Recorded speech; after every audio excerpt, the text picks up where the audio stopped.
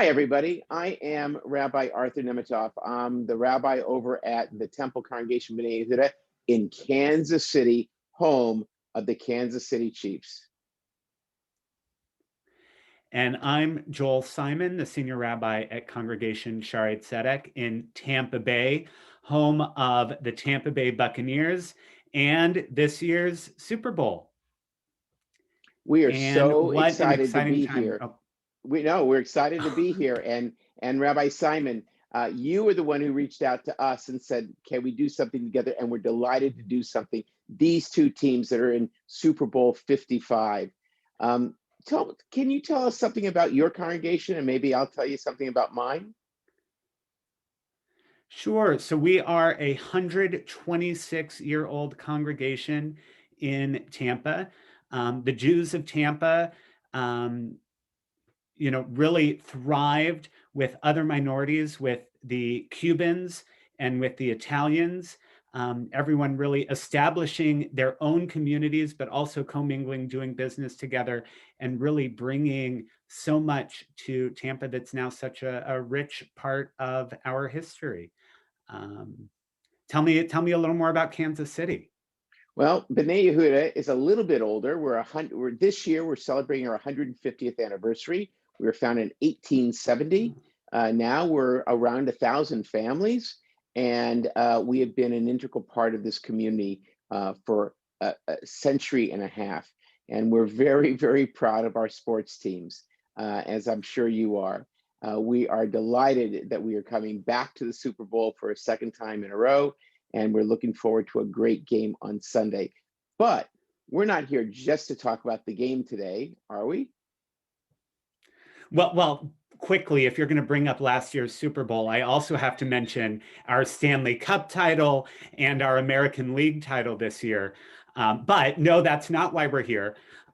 This week, in addition to being Super Bowl Sunday, Jews around the world are reading Parshat Yitro from the book of Exodus, which includes the Ten Commandments. So Rabbi Nemitov and I thought it would be fun to offer, we're calling it the Rabbi Bowl. Insert dramatic music here. And we wanted to bring to you all 10 commandments for this year's Super Bowl Sunday. So should we start? Are you ready for the Rabbi Bowl? Let's start, Rabbi. Go ahead. You start with the first commandment. All right. First commandment, thou shalt be patient. Proverbs chapter 14, verse 29 teaches patience results in much understanding. Impatience gets folly as its portion. Last year's Chiefs made history winning their first Super Bowl appearance in 50 years. And having not been in a Super Bowl since 2003, nor the playoffs since 2007, Bucs fans also have had to be patient. Even with the addition of Tom Brady and our new offensive weapons, the team took time to gel this season before finally clicking in the playoffs. So often we want results now, but both of our teams remind us of the rewards that come from being patient and allowing for time in reaching our goals. Commandment number 2, thou shalt be humble in all that you do. Rabbi Jonathan Sacks once wrote, humility is not to think lowly of oneself, but to appreciate the self one has received. Even though the Chiefs won the Super Bowl last year, they continue to play like underdogs, scrappy, surprising, yearning for that big prize. They take pride in what they accomplish, witness the celebration moments after a big score. But it is in realizing that what we achieve happens because of the hard work we do. Both the Bucs and Chiefs have worked so hard to get to where they are now. May both be humble in winning and in losing. Commandment number 3, thou shalt not judge others based on age. The beginning of the book of Joel, chapter 3, reminds us, the old among you will dream dreams, and your youth shall see visions.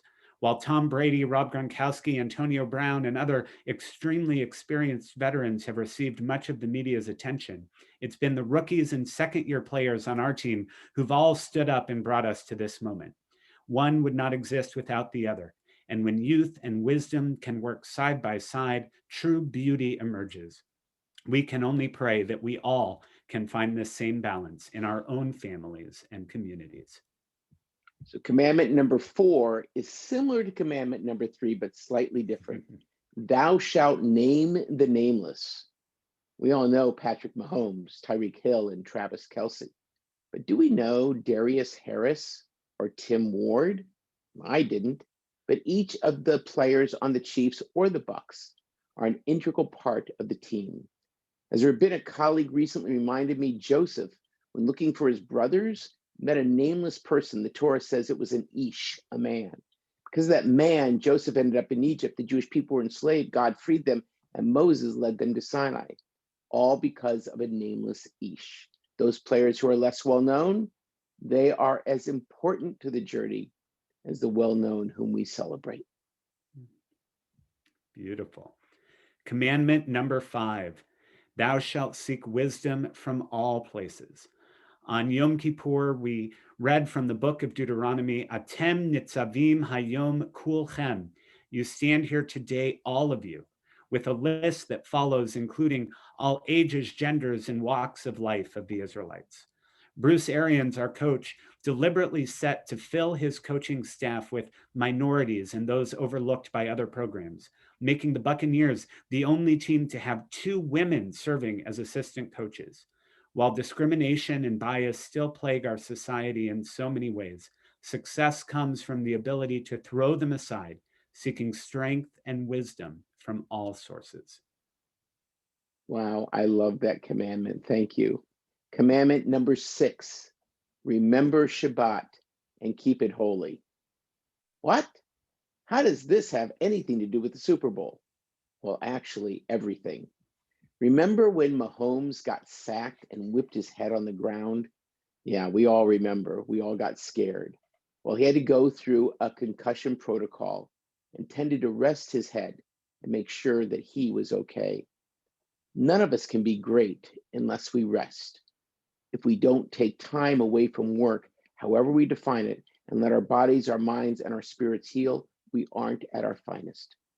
There's a reason there is an off season. Shabbat was important to Mahomes, and it's important to all the Mahomies and all the Bradyites.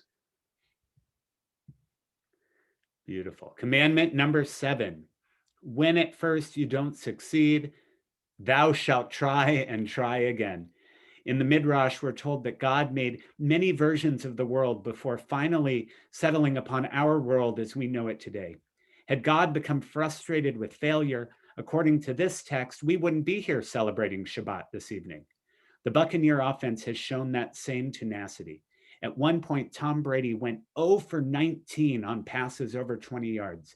And amidst critics saying that his time was up, he kept throwing deep, leading to a Week 16 performance of 348 yards and 4 touchdowns on 22 passes that included going 6 for 8 on passes over 20 yards. That success has continued through the playoffs and is a large part of why we're playing this weekend. Nice, nice. Commandment number 8, thou shalt do good in all your habitations. You know, when kids are asked who their heroes are, they will often list people like Tom Brady, Rob Gronkowski, Patrick Mahomes, or Travis Kelce. They aren't heroes, though, because they are great football players, which they are. They are heroes for what they do with their fame and fortune off the field. It's the philanthropic work that deserves hero status, and I looked at all of them, and they do amazing things. As we watch the Super Bowl, as we watch any sport, let us not make the sport into a god. Let us lift up instead the work the players do to feed the hungry, care for the desperate, and inspire those who are lost. Amen.